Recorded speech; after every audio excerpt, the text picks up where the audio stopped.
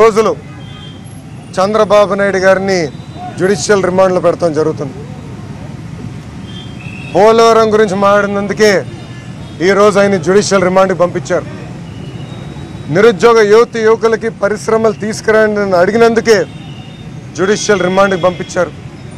ఆంధ్ర రాష్ట్రానికి జలాలు కోసం మీరు పోరాడండి అని అడిగినందుకే జ్యుడిషియల్ రిమాండ్కి పంపించారు.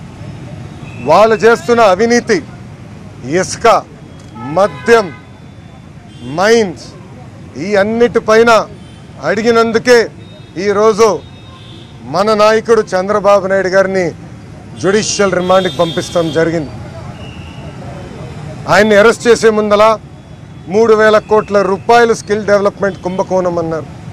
దాని తర్వాత అది కేవలం 370 కోట్ల రూపాయలని మాట మార్చారు.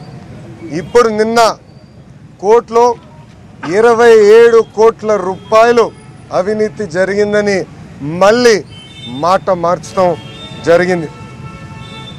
అంటే ఇదంతా చూస్తుంటే కేవలం కక్ష సాధింపుతో ప్రజల తరపున చంద్రబాబు నాయుడు గారు పోరాడుతున్నారని ఈరోజు ఆయన్ని జ్యుడిషియల్ రిమాండ్కి పంపిస్తాం జరిగింది.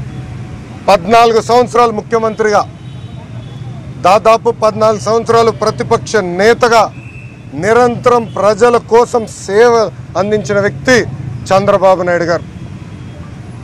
ఈరోజు సైబరాబాద్ అని తెలంగాణలో చెప్పుకుంటున్నారంటే దానికి కారణం, దానికి పునాది వేసిన వ్యక్తి చంద్రబాబు నాయుడు గారు. పోలవరం ప్రాజెక్ట్ 72% పనులు జరిగిందంటే దానికి కారణం చంద్రబాబు నాయుడు గారు. ఆంధ్ర రాష్ట్రంలో లక్షలాది మంది నిరుద్యోగ యువకులకి ప్రైవేట్ ప్రభుత్వాల ఉద్యోగాలు వచ్చినాయంటే దానికి కారణం చంద్రబాబు నాయుడు గారు. అలాంటి వ్యక్తిపై దొంగ కేసు పెట్టి వ్యవస్థల్ని మేనేజ్ చేసి, మళ్ళీ చెప్తున్నా, వ్యవస్థల్ని మేనేజ్ చేసి 28 రోజులు జ్యుడిషియల్ రిమాండ్ పంపించారు. నేను మళ్ళీ చెప్తున్నా, justice can only B delayed. న్యాయం అందేదానికి ఆలస్యం అవ్వచ్చు కానీ జస్టిస్ కెనాట్ బి డినైడ్.